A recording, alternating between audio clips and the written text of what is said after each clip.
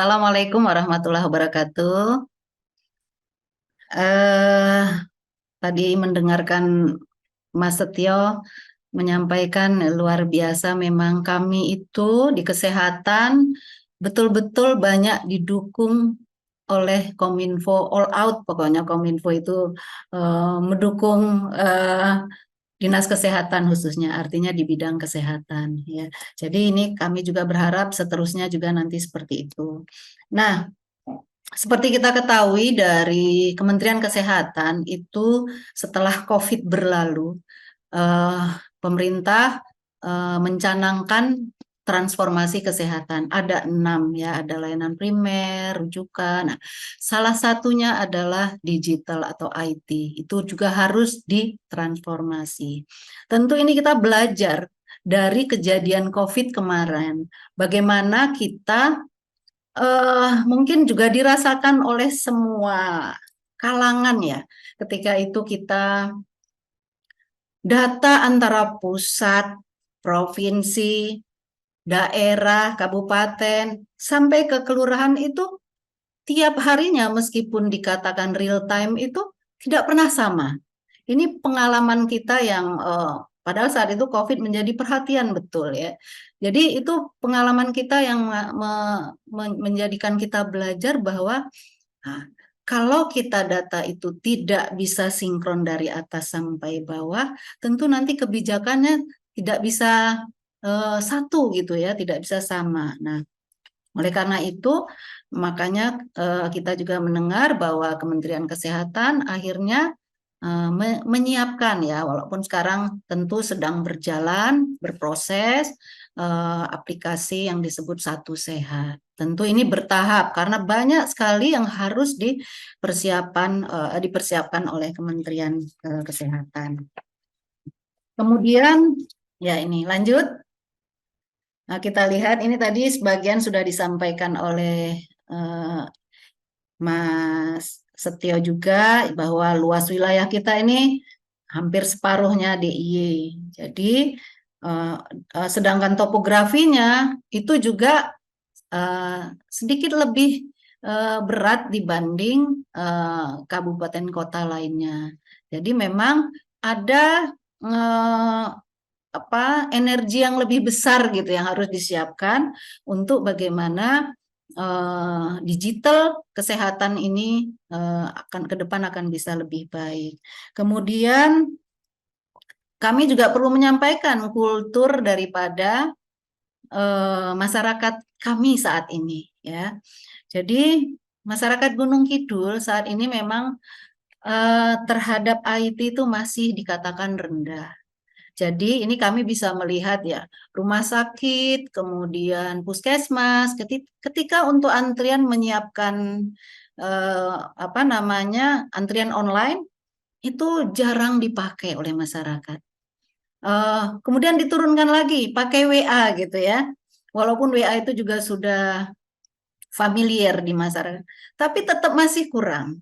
Masih banyak yang senang antri. Nah, ini apakah ini kultur kalau antri itu bisa ketemu dengan apa tetangga atau ketemu dengan teman yang lain atau masyarakat yang lain sembari antri di puskesmas atau di rumah sakit. Nah, ini yang kami rasakan saat ini.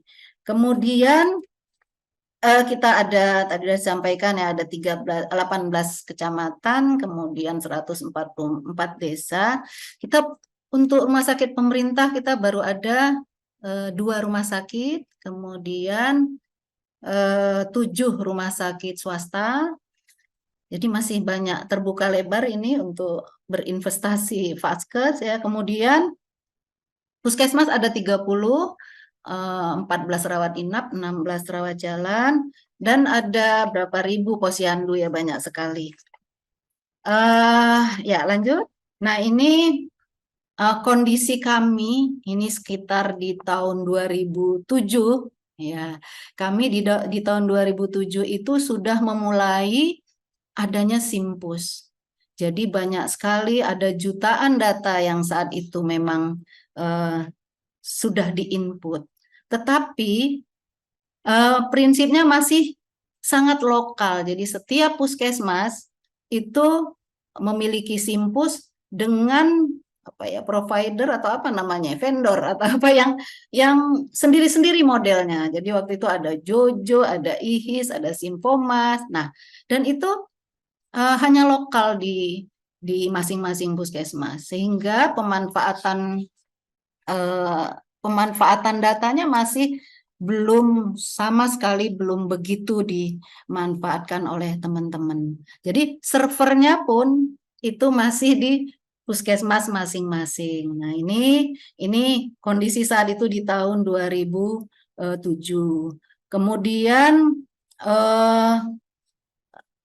data itu pun terfragmentasi. Jadi data-data itu eh, tidak dapat kita analisis. Jadi kalau kami melihat teman-teman tuh hanya menginput sudah begitu. Menginput selesai gitu. Kemudian pada saat itu juga regulasi masih sangat minim. Jadi bagaimana data itu. Nah, tapi karena masih lokal ya mungkin belum terlalu bermasalah ya. Jadi misalnya standarisasi data itu seperti apa. Nah, kita kan waktu itu belum punya. Jadi masing-masing puskesmas ya bikin sesuai keyakinannya masing-masing begitu, bekerja sama dengan vendor yang membantu mereka. Kemudian waktu itu juga kita bagaimana privasi pasien, karena itu juga tidak pernah dianalisis secara dalam. Jadi tidak masalah, hanya sudah tersimpan gitu di servernya puskesmas. Kemudian pengalaman di 2017 itu menjadikan kami juga tergerak untuk ini nggak bisa seperti ini. Waktu 2017 itu kami diminta oleh pusat mengisi PISPK. Jadi program Indonesia Sehat melalui pendekatan keluarga. Jadi di puskesmas semua harus mendatangi setiap keluarga ke rumahnya masing-masing, mencatat ada banyak item yang mana dari setiap item itu diinput ke aplikasinya PISPK-nya Kementerian Kesehatan. Nah, saat itu kami di 2017 itu ya sudah ikut nginput, datang ke satu keluarga, kita catat secara manual, kemudian diinput. Kemudian dalam setahun, ternyata data yang masuk ke sana itu tidak dapat kami akses. Jadi kita sudah mencari data, kita input, dan kita tidak mendapatkan akses. Jadi kita tidak tahu nih kondisi, apalagi dianalisis, mengakses aja tidak bisa. Nah, ini pengalaman ini membuat teman-teman di Dinas Kesehatan, wah ini nggak bisa nih seperti ini. Waktu itu kami akhirnya, karena dari Kominfo di setiap desa sudah ada sistem informasi desa, kami dompleng di SID. Nah, kemudian dompleng di SID, jadi data PISPK kami masukkan ke SID. Jadi SID-nya desa. Jadi kami semua bisa, artinya dari Dinkes itu bisa mengakses data tersebut. Kemudian data itu baru kami kirim ke pusat. Waktu itu kita minta bridging dengan Kemenkes, tetapi kelihatannya masih sulit juga. Sampai sekarang pun kami minta untuk bridging, sudah pernah kita berkomunikasi di Jakarta, sudah beberapa kali, belum sukses begitu. Nah, ini yang membuat akhirnya galau. Lalu di sini juga bahwa data-data kesehatan itu, seperti saya sampaikan, sulit diakses oleh kita ya. Kemudian tidak real time, apalagi di Gunung Kidul yang topografinya seperti itu. Kadang-kadang ketika di luar melakukan pelayanan tidak ada sinyal dan sebagainya, dibawa pulang baru mau diinput. Itu saja kalau saat itu bisa terinput. Kalau ketumpuk lagi besoknya, nah itu juga salah satu kesulitan kita. Kemudian tadi sudah saya sampaikan juga berbagai macam tadi bentuk aplikasi. Ini juga masing-masing kodifikasinya juga berbeda-beda. Belum lagi kami berpikir akurat atau tidak yang dimasukkan ya. Karena belajar dari PISPK itu ternyata ketelitian teman-teman untuk menginput itu juga masih kami pertanyakan ketika melihat itu. Kemudian masih juga dia saat itu belum komprehensif. Jadi kadang menginput pendaftaran saja, sementara hasil pemeriksaan tidak diinput. Nah, itu juga situasi pada saat itu. Kemudian kita belum bisa bridging dengan yang lain ya. Kita itu banyak sekali aplikasi dari pusat. Setiap program itu memakai aplikasi. Misalnya HIV/AIDS pakai SIHA, TB pakai SITB, kemudian yang provinsi imunisasi ada Simundu, EPPGBM untuk melihat stunting dan lain-lain. Belum lagi yang BPJS ada PICare dan lain-lain. Jadi sebenarnya banyak sekali ini yang kita belum ada standarisasinya gimana ya supaya sekali input bisa kena semuanya. Jadi kadang-kadang teman-teman tuh sampai waktu COVID itu aja satu orang yang apa pasien atau vaksinasi terutama itu harus 3 kali input karena kepentingannya berbeda-beda ke KPCPEN 1 ke Simundu Provinsi 1, kita sendiri Sikda 1, sampai sebegitunya saat itu. Kemudian kita juga saat itu baru mencatat yang ada di dalam gedung. Jadi pasien yang ada datang ke puskesmas. Sementara ketika screening di lapangan, ada posyandu, ada pusling, itu belum bisa kita masukkan. Ya, lanjut. Lanjut, ini dari situ maka kita pun melihat ini banyak nih sebenarnya tantangan ya yang apa namanya yang kita hadapi ini. Jadi yang pertama misalnya sistem informasi data dalam mendukung surveillance atau deteksi belum terintegrasi. Ya, misalnya pada vaksinasi COVID pada waktu itu. Misalnya ketika ada yang data misalnya katakan vaksinasi di kelurahan ini 70%. Lalu yang 30% yang belum itu siapa? Nah, kita belum bisa mendapatkan by name. Nah, itu di situasi pada saat itu. Kemudian kemampuan deteksi dini, respon kegawat daruratan itu belum responsif. Ya, ini jelas karena data-data yang masuk itu belum real time, jadi responnya lambat. Sebagai contoh, sampai saat ini pun kami misalnya ada kasus demam berdarah gitu ya. Kasus demam berdarah, kita itu kan harus ada diagnosa dari rumah sakit, memakai KDRS namanya. Jadi apa namanya laporan dari rumah sakit. Nah, ketika kami tidak dapat itu, kami itu tidak tahu padahal DBD itu kurang dari 24 jam harus respon untuk melakukan penyelidikan epidemiologi, kemudian langsung ke lapangan. Nah, ini kan responnya menjadi lambat. Nah, ini kita belum bisa sampai ke situ. Kemudian apalagi kolaborasi data Pasyankes ya dengan jejaring kesehatan yang yang ada di swasta misalnya. Sekarang yang kita catat tuh masih banyak di pemerintahan. Bagaimana dengan yang di swasta? Bagaimana kita target bisa tercapai? Penemuan TB misalnya, yang dicatat cuma yang di pemerintah. Penemuan TB di luar belum tercatat. Nah, ini juga regulasinya kita di daerah juga belum ada yang memaksa mereka untuk melaporkan misalnya seperti itu. Ini situasinya begitu. Kemudian sumber edukasi kesehatan yang terpercaya belum banyak diakses. Nah, ini juga kenapa sih kalau kita lihat bahwa website katakanlah website Kemenkes atau kita di daerah website Dinkes kok pembacanya pengaksesnya kok cuma sedikit ya. Nah, ini kan menjadi pertanyaan ada apa ini yang kurang dari kita. Nah, ini perlu jadi kita juga untuk bahkan yang di perlu belajar ya apa lewat TikTok, apa lewat Instagram, ya seperti itu. Nah, yang punya pemerintah tuh kok kurang diminati ya, kita lihat ya. Lanjut.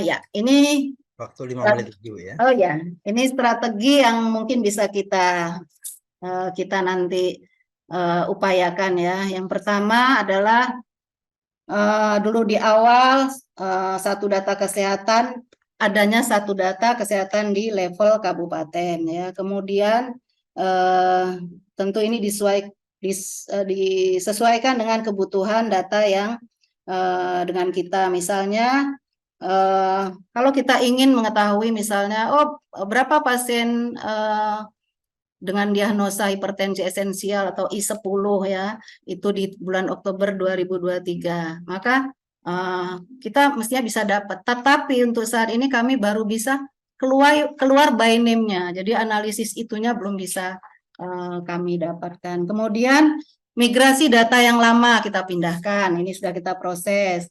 Kemudian pembangunan analisa data kesehatan. Selanjutnya kita akan mengembangkan sistem informasi kesehatan yang terintegrasi seperti saya sampaikan tadi. Nanti mestinya yang dari non pemerintah harus ikut berada di dalamnya.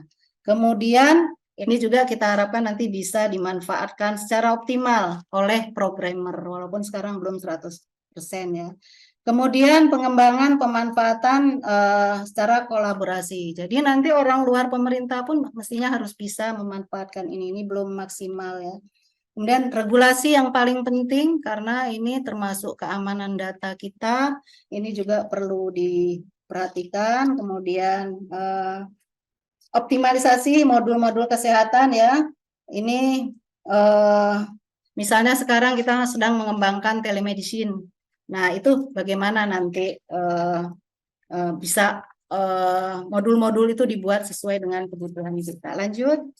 Ini mungkin yang gambar saja, lanjut ya ini contohnya ini poli-poli yang ada, ini implementasi yang sekarang ada, jadi di Simpus teman-teman sekarang sudah servernya ada di Kominfo, ini juga sudah sangat membantu kami. Terima kasih nih kepada Kominfo. Jadi nanti masyarakat mestinya bisa mengakses, kalau masyarakat menginginkan misalnya di wilayah saya nih 10 besar penyakit apa ya, penyakit tertinggi apa ya, mestinya itu bisa diakses melalui nanti portal di situ. Lanjut. Ya, ini juga untuk integrasinya tentu banyak yang terlibat. Di sini ada Dukcapil, kemudian Binfar untuk farmasi ya, ada logistik, ada BPJS dengan mobile JKN, kemudian Satu Sehatnya Kemenkes, dan juga yang ada di kita, di Puskesmas dan stakeholder. Ya, coba lanjut lagi, ini karena yang terakhir yang lanjut.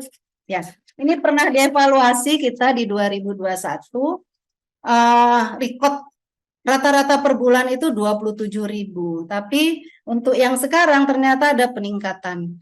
2 kali lipat hampir ya, ada 58.000, lebih dari 2 kali lipat. Jadi ternyata betul-betul dibutuhkan oleh kita. Lanjut.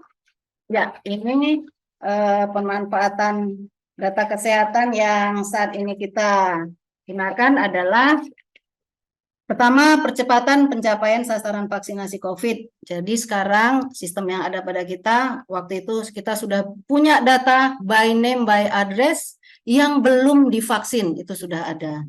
Kemudian mendukung pendataan dan mencapai SPM. Nah, SPM ini sedang kami mulai, dari mulai ini PTM untuk hipertensi dan DM-nya. Tapi tentu ini masih merangkak kalau saya bilang, masih awal. Kemudian implementasi rekam medis elektronik, ini kan kewajiban mulai tahun depan diharapkan semua. Nah, maka ini kita perlu perlu meningkatkan lagi karena teman-teman masih double ini. Walaupun sudah memasukkan di Simpus, tapi masih punya manual. Rekam medis manual, jadi masih mencari ada bukunya gitu ya ini. Kemudian interoperability BPJS, kemudian mobile JKN, Satu Sehat, Sisrute dan banyak sekali yang lain. Ini tentu kita harapkan dengan server dari Kominfo ini bisa kita satukan dan terstandarisasi tentunya di tingkat Pemda.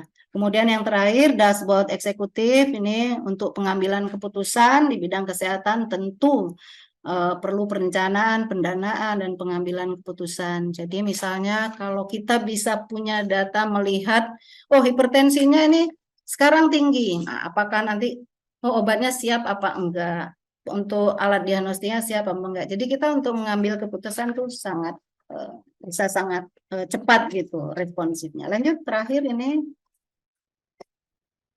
yang sustainable.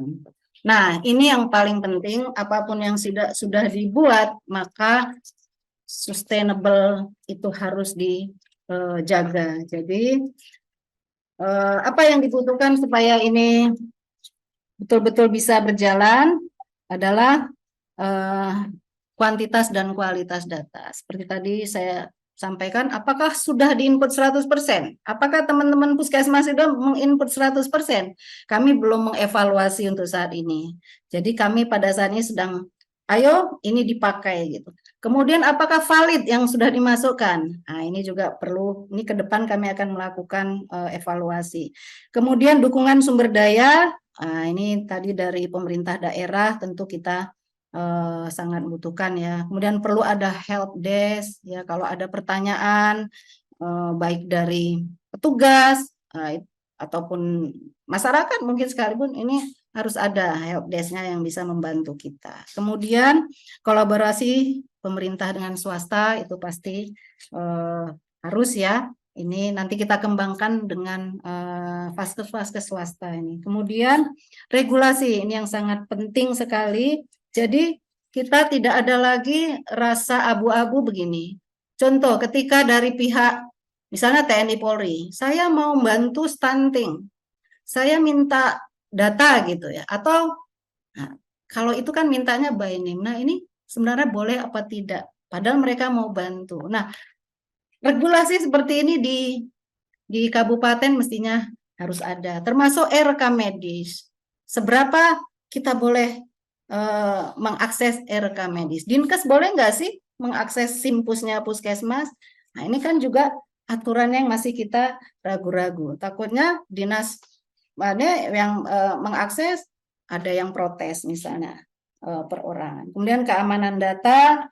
Kemudian juga kita kembangkan untuk di SPM swasta. Dan sekali lagi kami belum mengevaluasi secara lengkap, tapi mudah-mudahan ke depan kami sudah tracknya nanti seperti itu.